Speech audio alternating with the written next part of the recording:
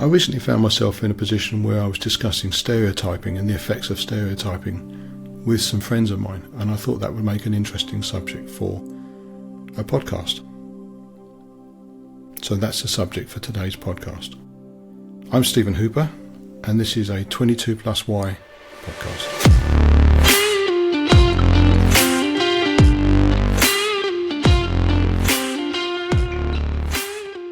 In social psychology, a stereotype is defined as a fixed, overgeneralized belief about a particular group or class of people. Well, that's fairly straightforward. And like it or not, we're all guilty of stereotyping. Yes, and that means you too.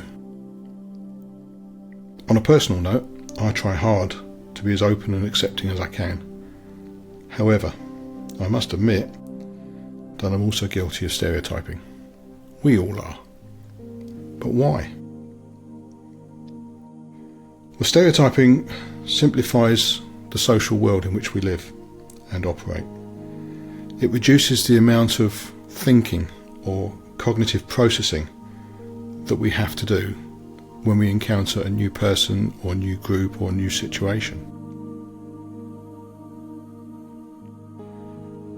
But let's go back. I've mentioned a couple of times, let's look at where it comes from. There's some evidence that infants learn to accept like people to their parents easier than they accept unlike people to their parents. And stereotyping is a learned behaviour to some degree. A 2011 study found that children show evidence of stereotyping and prejudice towards many social groups by the age of 4. Possibly they do this to simplify their world. Their brains are still developing. But they're learning the prejudice from their surroundings. Another study in 2017 in Canada found that infants between about 6 and 9 months demonstrate racial bias in favour of members of their own race and a racial bias against those of a different race. This seems kind of odd, but the tendency to stereotype can be seen as perhaps one of survival, an instinct developed over millennia to trust and accept the people or the beings that are like them. We'll say people, but I'm wondering if this is limited just to the human race.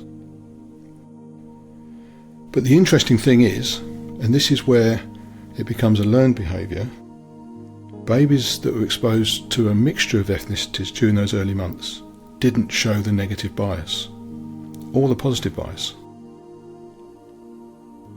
So the need to learn to accept a group of people is based upon their experience of the people that they've encountered when they're very small. So while the stereotyping or prejudice is a natural phenomenon, the effects can be taught and is dependent on their surroundings and what they've been exposed to in those early years, early months even. This is only between 6 and 9 months of age. Looking at this from a practical perspective, stereotypes enable us to make a quick decision, a quick response to a situation. But they also prevent us from knowing and understanding those groups that we are prejudicing against, be they people or things.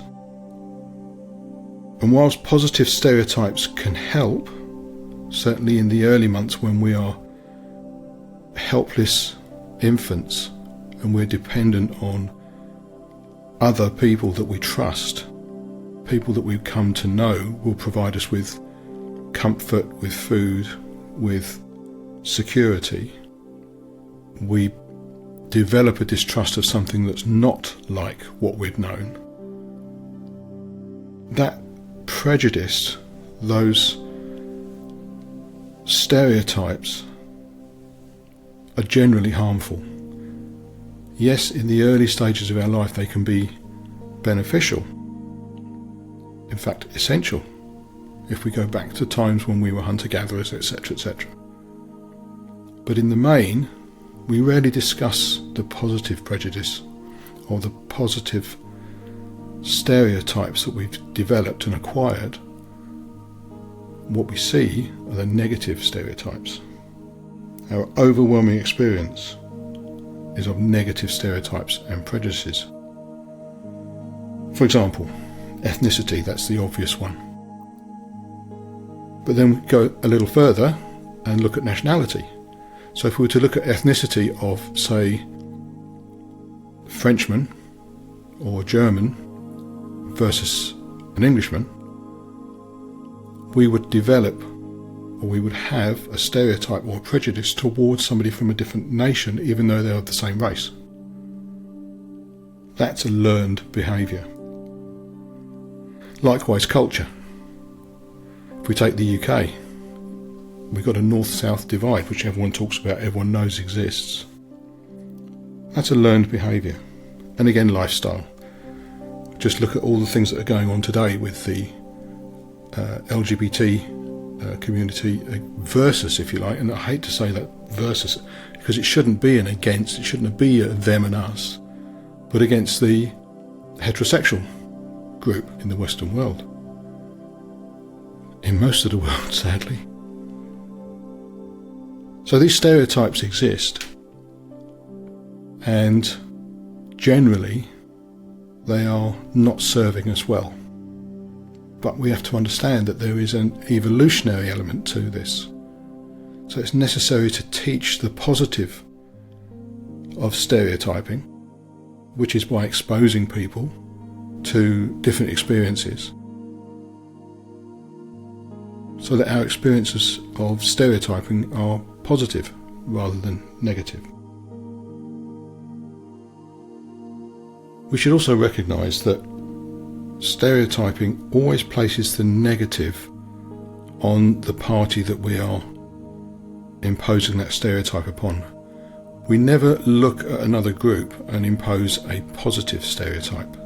It's always with respect to our position, being in a better position than the other. The grass is not always greener when you come to stereotyping, it's actually completely the opposite.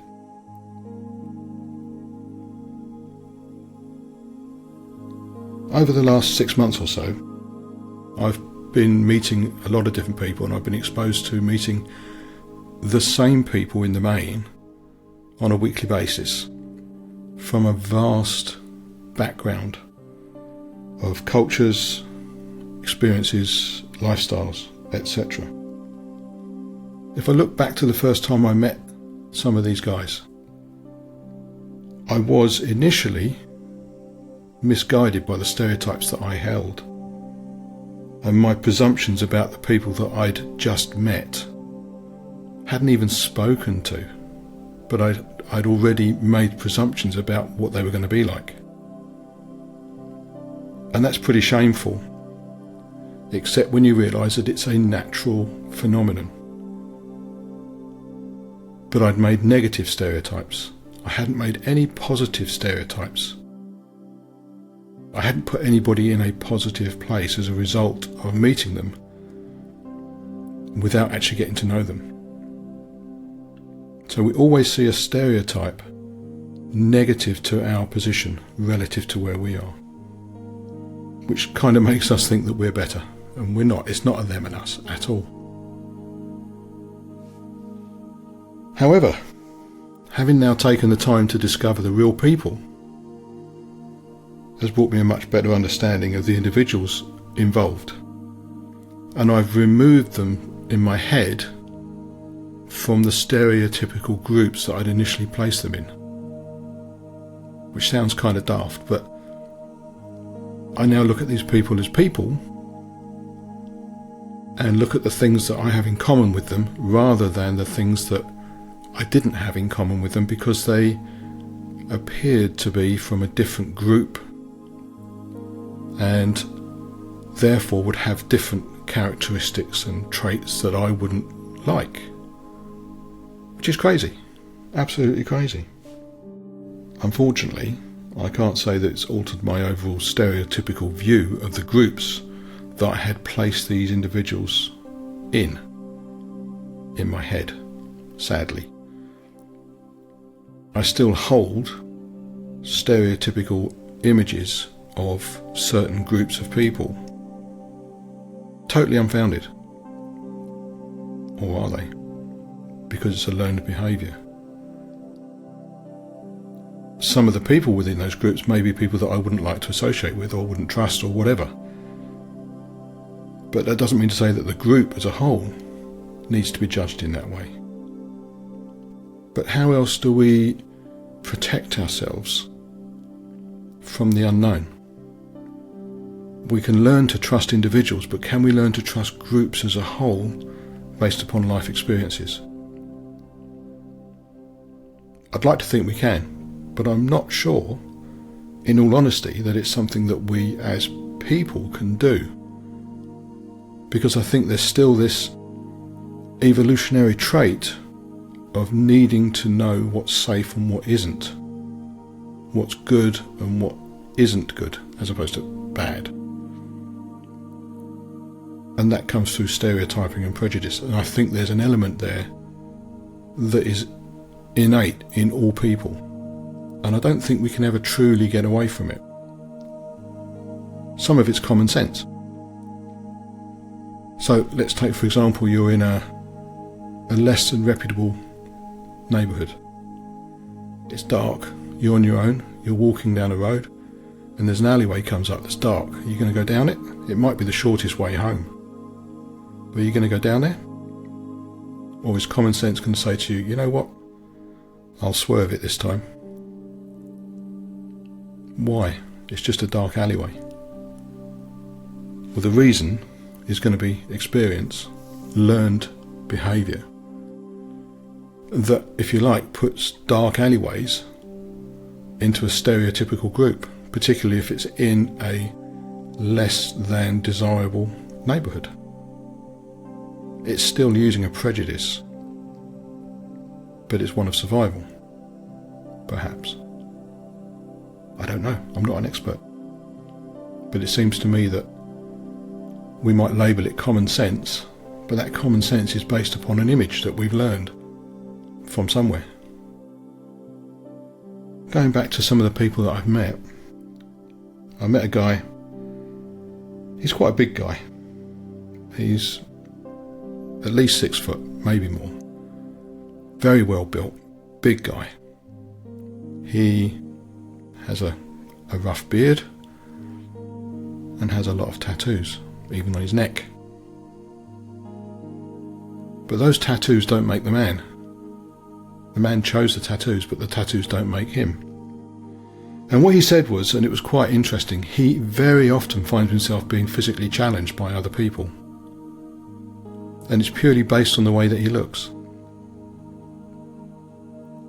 And if you're in that position, it's quite scary, because he can't change the size of it that he is. He can't change the fact that he's a big guy. He just can't change it. That's how he is. And the tattoos that he's got are mostly related to family and to the art that he loves. They're not vicious, violent tattoos. They don't depict acts of violence and skulls and all this sort of thing that you might associate with someone. They're actually really good works of art. Now, you might question the wisdom of having tattoos on a face or on a neck, you know, when you're coming to looking for jobs and things, but that doesn't define the person. It may have explained how the person was feeling at the time of getting them done, but it doesn't define the person. Yet we all instinctively have a prejudice against it. We have a stereotype in mind. But this guy is not violent. He's not a violent man at all. He's polite, he's educated, and he's very articulate.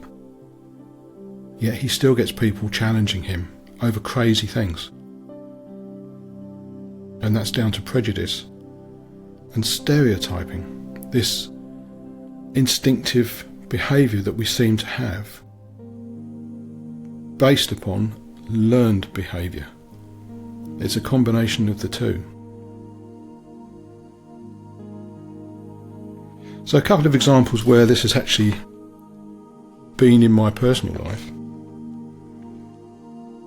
11 years ago, at the age of 52, I passed my motorbike test. I've been riding bikes since I was 17, but I never got around to taking a test. And I deferred it for about 35 years. But 11 years ago, at the age of 52, my kids are grown up, I decided to take my motorbike test and passed it. I just wanted to ride, and I'd seen groups of people riding and I thought that must be great fun. So I wanted to find some people that I could ride with, bikers. So I did a bit of Googling and I found that there's a very open group. Well, there was then, it's since disbanded, but there was an open group, and every now and then they would meet midweek in a pub for dinner. Everyone would buy their own dinner and they just have a midweek, chat and laugh and things, and that's what I understood. So nervously, I took myself off to the local midweek biker night at a pub. It's about 20 minutes away from me. I really wasn't sure what to expect. I'd never been involved with bikers, but I knew that I wanted to meet some new people. I knew that I just got my motorbike and I just got my licence, nice shiny new licence, and I wanted to find some people that would let me ride with them because I loved riding my motorbike. When I got there, there was probably maybe 22, 25 people, something like that, I don't know, all on a big long table. A load of tables had been stuck end to end, and they were just finishing their dinner. I got there late because I wanted to be able to get away if I wasn't liking it. I didn't want to be sitting there at a table full of food if I thought this isn't for me. So I turned up late. And what I found was a group of people from an immensely wide background, and they were lovely. Since then, I've ridden with these guys. I've actually been on holiday with some of them, where we've gone on biking tours. And they're amazing. Now, amongst that group of people that I've been riding with over the last 11 years, there's a guy who drives a bin lorry. There's a GP. There's a Boeing 747 captain. There's nurses, childminders, mechanics. There's an undertaker. There's builders. It's a massively wide background. And of cultures, because there are people from different races as well. But every one of them was a biker through and through. They loved their bikes. And they loved the comradeship of riding with other people. And I trust every single one of them. But we have an image of what bikers are like. It's crazy. I mean, it's endorsed by the media and by movies. But these guys are amazing. These same bikers, they do charity runs. So they'll do a run and they'll raise money for charities for the less fortunate, and they'll do that in different parts of the year. And at Christmas time, they do Santa runs. So people will donate presents, and then the bikers will dress up as Santa, and they will visit hospices to deliver presents to kids in hospices for Christmas. These are bikers. But underneath the stereotypical image of a biker, you've got a real person. And these real people, they value the comradeship, if you like, of being with other people that have same things, the same ideas in mind, the same values in mind. But stereotypically, they're bikers. I've mentioned in previous podcasts that professionally I'm a salesman. That's what I do for a living, that's what pays my mortgage. But I learned a lesson over 30 years ago about prejudging people. I was a young sales support guy. I say young, I was late 20s, early 30s. And I'd been at an exhibition for 3 days, standing on an exhibition stand, talking about these machines to all and sundry, telling them what the machine would do, what it was capable of doing, looking at what they wanted to do with it, telling them how it would do it, telling them how much it was, doing a demonstration, all this stuff, the stuff that goes on exhibitions. And if you don't do exhibitions, you won't know just how tiring they are. They're absolutely exhausting. So when you get towards the end of the exhibition, you are knackered, drained. So I've been doing this exhibition for 3 days, and one of the things we get at exhibitions all the time, because it's a technical product, is we get students coming along. Now I realise that students today are tomorrow's managers and tomorrow's customers, but you get inundated with students, and if you've got the time, you spend the time with them. It passes the time anyway. But also, you're investing in the future. But very often you've got students hanging around when you've got people that have got money to spend now, and the students get in the way, and they can be a complete pain in the arse, to be honest. And nobody at exhibitions enjoys the days when the students come round with their carrier bags full of brochures, unless you're dead quiet. And if you're dead quiet, then you may as well spend the time talking to people. So you talk to the students and you get a kick out of it. But if you're not dead quiet, then they can be an absolute pain. So at this exhibition, I had a guy turn up. It was about 15 minutes towards the end of the last day. I was exhausted. I just wanted to put everything in the car and the vans, load it all up, break the stand down, and get home. I just wanted to go home. I'd been away in a hotel. I just wanted to go home. I was exhausted. And this guy came on the stand, and he was quite clearly a student, wandering around, looking at this, looking at that. And I saw him come along, and he came onto my stand and he started looking at the machine. And we made machines for the electronics industry, for testing circuit boards that have been made in electronics factories. And he started looking at this and started asking questions. I'm just thinking, just go away, please, just go away. But I did my job. He wanted a demo, but I did my job, and I told him about the machine. I gave him an overview of the machine and gave him a very short demo, enough, and I gave him some glosses to put in his carrier bag with all the other glosses that were in there. And I thought that was it. I'm never going to see him again. And finally, I can start thinking about packing the stand up and getting ready to go home. A couple of weeks later, I got a call from a sales guy that worked in that county. I won't say any more detail, but he worked in that county and he was responsible for that territory, for a particular territory. And he called me and said, we've got a demonstration to do, and it's for this type of machine. They're going to be doing this sort of thing. These are the boards that they make, the printed circuit boards that they make, and they're interested in this facility and that facility. I need a demo. Okay, so I cleared my diary, made the room ready, did a demo, or got ready for a demo, got the machine all set up, everything was ready. And then the customer turned up, and it was this guy. Now, he told me when he was on the exhibition stand that he was managing director of an electronics company. He was a student, he was obviously a student, but he told me he was a managing director of an electronics company. When he came for the demo, it turned out he was a managing director of an electronics company. He'd only recently been made a managing director of an electronics company because his father had got ill and retired from the business and had handed the business over to his son, the student. Now, he wasn't actually a student. He'd finished his studies, but he still looked like a student. And he turned up for this demonstration. I was gobsmacked. I felt a complete and utter idiot. I did the demonstration for him. We had a lot of technical discussion as well. And probably about a month or so later, they placed an order for a machine to the value of about £30,000. Now, I'm talking about over 30 years ago. £30,000 was half the price of a house. Over 30 years ago, £30,000 was less than, it was just over half the price of what I paid for a 2-bedroom flat. And he just spent it on a machine. So I'd made my assumptions about this guy, that he was just a student and he was wasting my time, just a tyre kicker. He wasn't. He was a managing director of an electronics company. He was telling the truth, and he bought a load of gear. If I'd not done my job and just kicked him off the stand as a student because I wanted to go home, he might have bought someone else's gear. So that was a lesson I learned. When we resort to negative stereotyping, we create two problems.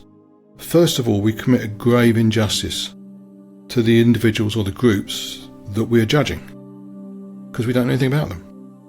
But we're making a decision, we're making a judgment. This not only can emotionally harm the subject of our judgment, the person that we're judging, but it's also a reflection of our own vulnerability. We need to remember that every individual is capable of being emotionally hurt. Doesn't matter who they are. We, with words and with actions, can hurt anybody. Even the strongest that you might think can be hurt by our words and our actions. And we can cause significant damage and harm to people just by making a wrong call, by stereotyping.